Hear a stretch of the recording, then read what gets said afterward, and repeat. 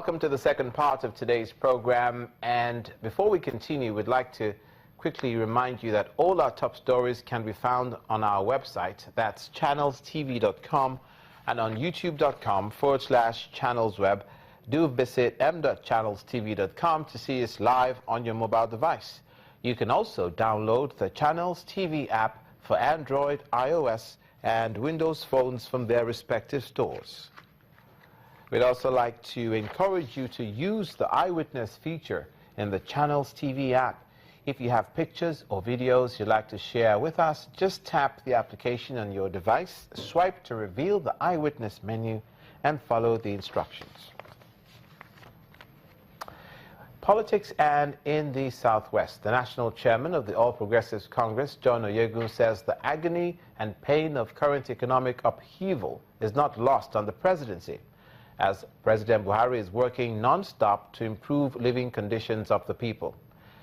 Mr. Oyegun, who was speaking at the University of Ibadan after he was conferred with an award, notes that indiscipline has crippled the country and it will require collective efforts to fix it.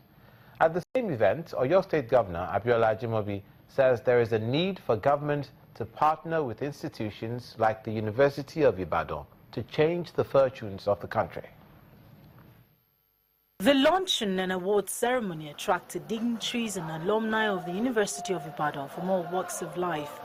We have a president who, rather than... It also provided a platform for discussion on the state of the nation, which the national chairman of the ruling All Progressives Congress, APC, Mr. John Oyegun, attributes to the widespread indiscipline. I know things are hard.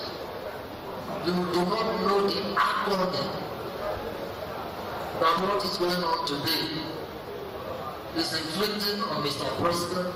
Rather than plastic solution, has decided to make himself, and we are not trying the whole government, sacrificial norms in establishing a foundation for a totally new nation. Noted for excellence, especially for producing eminent Nigerians, Governor Abiola Ajimobi believes the partnership between the University of Ibadan and the state government will help in lifting the educational sector in the state.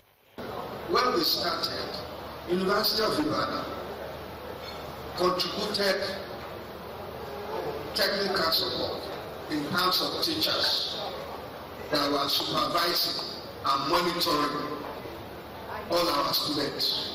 And that helped us a lot.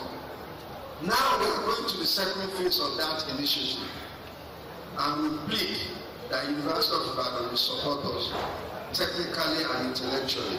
Notable Nigerians, including the chairman of the Pan-Yoruba Social Cultural Group, Afenifere, former governor of Abia State, Uzo Kalu, amongst others, were honored at the ceremony. To education, the Academic Staff Union of Polytechnic's Federal Polytechnic Offa chapter has given the federal government 7 days to name a new rector for the institution. Addressing journalists in Kwara State, the chairman of ASUP, Dr. Shola Ajani, says since the interview for the selection of the will-be rector had been completed about 4 months ago, there's no reason not to announce an administrator for the institution. For the past 6 months, the Federal Polytechnic has been without a substantive rector, and members of the Academic Staff Union say they will not accept anyone who was not part of the interview.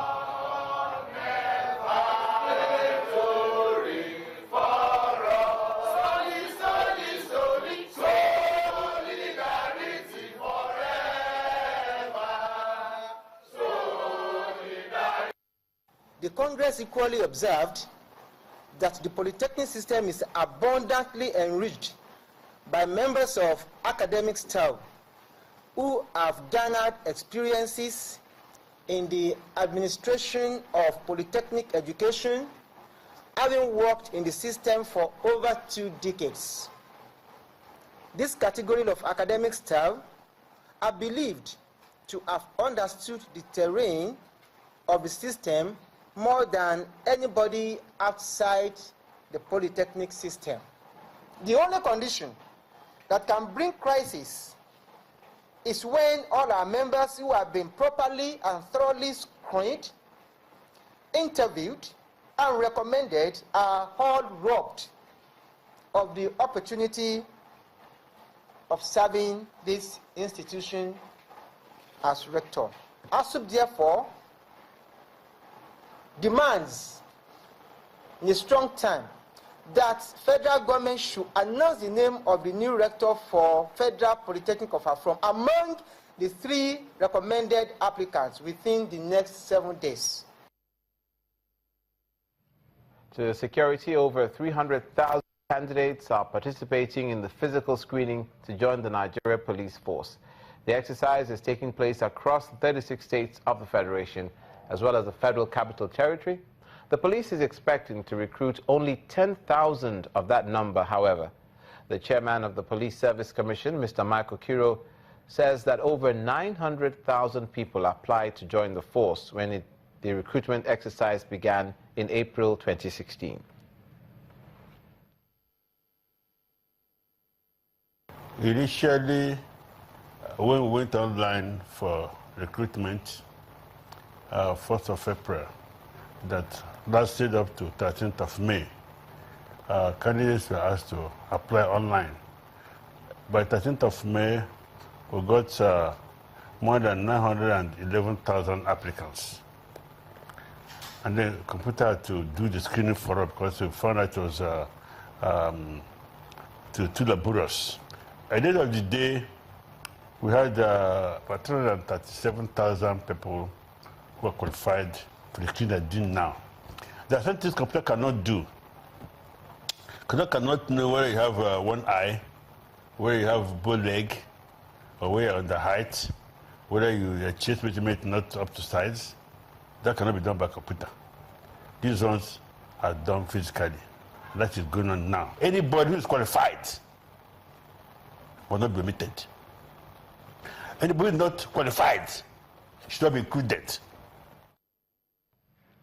The General Officer commanding 7th Division of the Nigerian Army, Brigadier General Victor Ezogu, has been meeting with troops on the front line to strategize for the counter-terrorism battle as the rainy season sets in.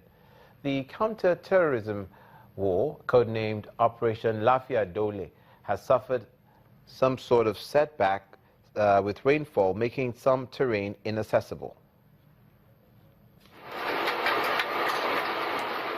The counter-insurgency war, codenamed Operation Lafia Dole, seems to have suffered a setback since the coming of the rains, with some of the terrains becoming inaccessible for troops.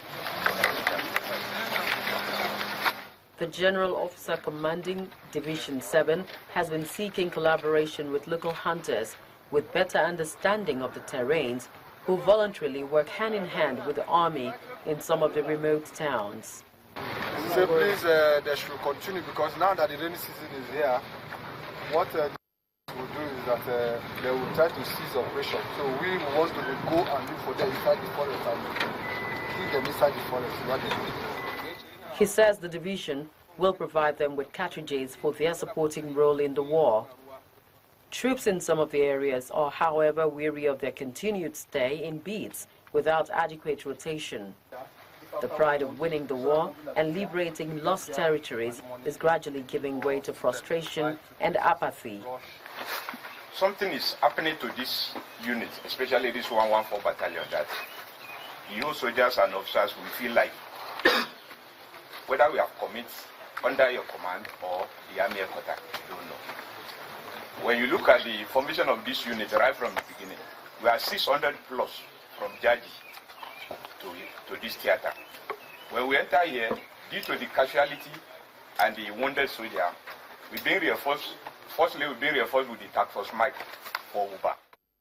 But the GOC is positive that the army has an edge over the outlawed Boko Haram, insisting that peace is gradually returning to the land.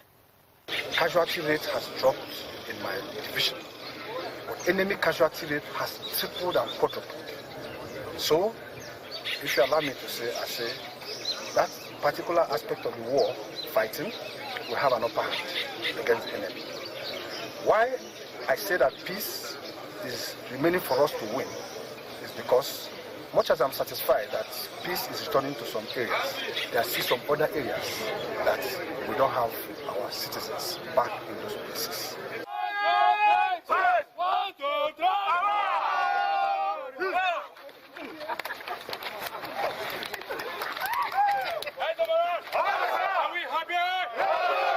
General Izugu has been on a 3-day operational tour of formations and units within Division 7, area of responsibility.